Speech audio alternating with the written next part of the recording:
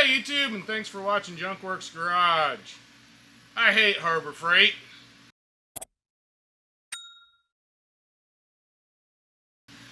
So, I did a video a little while back saying don't buy this tool from Harbor Freight or something like that.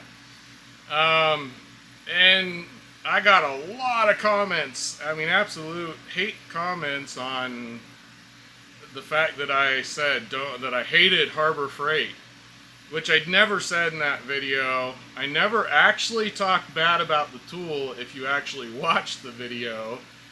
The only point of that video was to say that Harbor Freight is starting to kind of phase out some of their cheaper tools in favor of more expensive sets.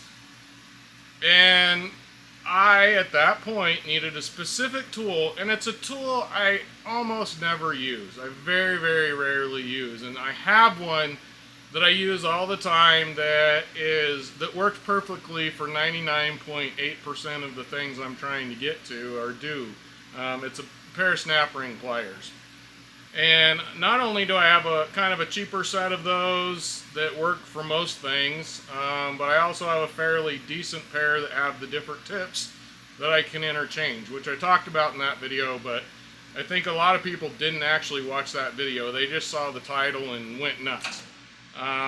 So I'm probably going to title this one similarly to try and get the views, as well as try and hopefully get those people back to explain sort of what's going on in that video. I may have sounded annoyed, might have been having a bad day, was working on something that I just wanted it done. I didn't want to deal with it anymore. And I probably should have waited till I was in a better mood maybe to make that video. Sorry, I got my heat on if you're hearing noises and maybe even wind noises. I don't know, I think I got the camera far enough this way, it shouldn't. But regardless, I as well was a little bit annoyed with Harbor Freight. The actual Harbor Freight, not the tool. And I was just annoyed that I couldn't just buy, I just wanted I think an 8 or 9 inch snap ring plier that was a specific kind of size on the end. And the only way I could buy it in that entire Harbor Freight, and yet like I said in that video, I called around to like 3 or 4 different Harbor Freights and you could not get that one. They didn't sell it unless you bought this, I don't know, $80 kit or something like that. And I don't use them enough, and I already have what I need that I would use most of the time, and it takes up a drawer like, that, And so I bought these big giant ones. They were huge. If you look at the pair of pliers that I bought, the Pittsburgh pliers, those are big, long pliers, and it dwarfed those. Anyway, and so first of all, I didn't want this great big giant thing that would not fit in the drawer that I keep most of all of those snap ring pliers in, first of all, which it annoys me to put tools in other places. I know that's my problem, but regardless, it would have annoyed me to stick those somewhere else. So I didn't really want those ones in the first place at all. So that kind of answers, I think, a lot of my hate stuff. Just the fact that I wasn't talking bad about the tool. In fact, the tool would have probably worked perfectly fine for what it was made to work for. Which, I'm just going to say it right here because most of you probably left already. I have over 160 some Harbor Freight tool videos on my channel. I have a Harbor Freight playlist of a ton of tools. I got the paper or whatever tarp shed type thing that I put up. I did a video on that's pretty popular. Most of those videos are me raving about how great Harbor Freight is and how I can afford their tools. Lately, admittedly, some of those have been, man, these tools are not as cheap as they used to be, or I'm going to say not as expensive. They're still fairly cheap, but their prices are definitely going up.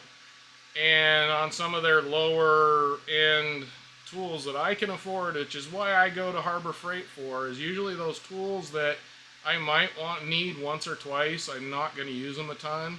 And so I go buy the cheap pair, see if I like it. If I end up using it a lot and I break it, I'll go buy another one. If it holds up perfectly fine for what I do and I break it, I'll probably just go back and buy another one from Harbor Freight. That's how I buy my tools. I don't buy sets of tools. I don't buy um, a ton of tools that I probably only use once. I'll go rent a tool. I have no problem going to some of these places and renting them.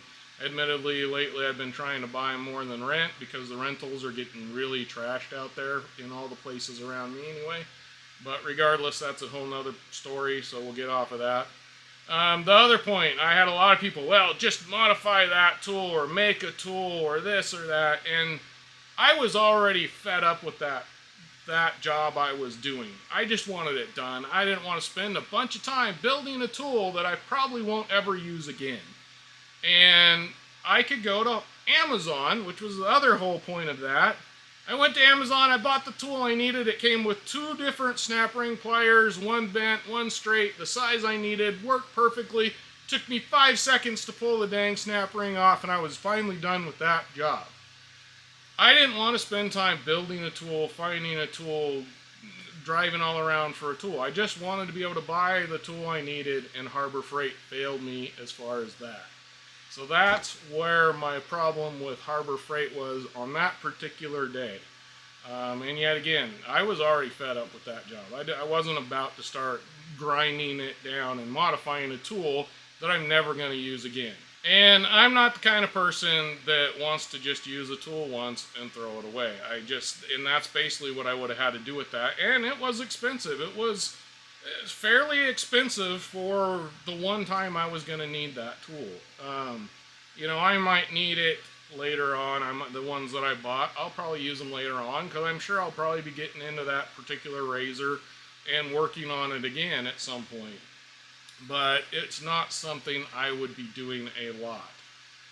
The other thing, on top of that, I had a couple comments. Well, if you can afford a razor, you should be able to afford an $80 set of tools. 2 things on that. I saved up a long time for that razor. I got a pretty good deal on it, and I need it I'm somewhat handicapped. I don't want to really discuss that much, but I have a problem where I can't get out into the places that I used to be able to, so I've been wanting that razor a long time to get me back to those places.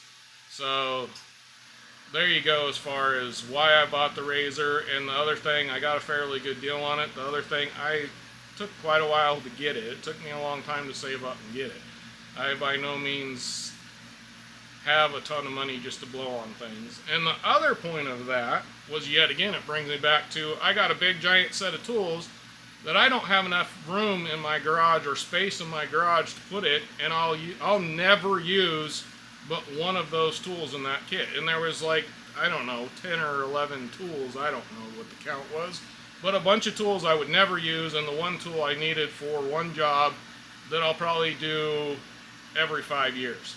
So why buy a big giant thing of tools for that one tool that I'm going to throw away the rest, which I don't throw away tools. It ended up staying in here in a bucket somewhere where it would rust away, or I'd try and sell it in a garage sale for way less than what I bought it for, which doesn't make any sense to me either. So there you go.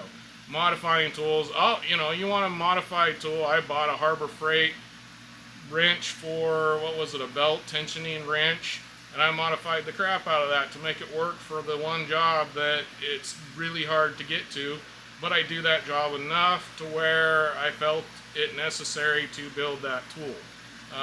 So go check that out in my Harbor Freight playlist if you want to see that. It's like a belt tensioner from Harbor Freight that I chopped up, welded, and made work for what I wanted to. I have no problem modifying or building tools from scratch to work for projects that I am going to do either more often or I'm interested in that project. I'm having fun with that project, so building whatever this little tool is or whatever it is I need to get that project done is fine. But when I can go spend less than 20 bucks on a tool and get the tool that's actually going to work for not only that project but every other project I would use it for, I'd rather do that than build a tool that's good for one specific thing. Yet again, that brings me back to tool space in my garage. I don't have a ton of places to stuff tools, and some of my stuff is, if I open up a drawer and I can't find the tool that I'm looking for, and I have to dig through it, that annoys me beyond belief. And I have a few drawers like that I'm working on right now, but that's a whole nother video as well. I don't know if I answered anybody's questions or made anybody happy out there, but I don't hate Harbor Freight. I use the crap out of Harbor Freight. I'm very happy with most of the stuff I get at Harbor Freight. Yeah, I've had a few little things here and there that I didn't like or didn't work very well. But hey, that's with every tool company out there, probably including Snap-on, which you'll never see in my garage. Actually, I have like one Snap-on socket I found on the ground about 20 years ago, so I might have one Snap-on tool in this garage, and I don't know as I've ever used it. Beyond that point, if you can afford Snap-on, then all the power to you. I can't. And I'll just say it, the other thing about Harbor Freight, I don't know if I already talked about it in this video, was some of that video was me just being irritated with Harbor Freight, because it does seem like they're phasing out some of their budget tools in favor of either you got to buy a set of them, or they're really crap that I wouldn't buy, or they're too expensive. And if I'm going to spend that much money on a tool, I'm going to be needing to use it several times, or I'm going to find a different way to borrow or rent a tool, or it's something that I'll use a ton, and in that case I will probably bypass Harbor Freight and go buy a Craftsman or something that's probably a little bit more expensive. And now Craftsman's probably a little bit cheaper. I know I did a video on I'm never buying Craftsman again. I already broke that. I bought a couple things from Craftsman stuff now.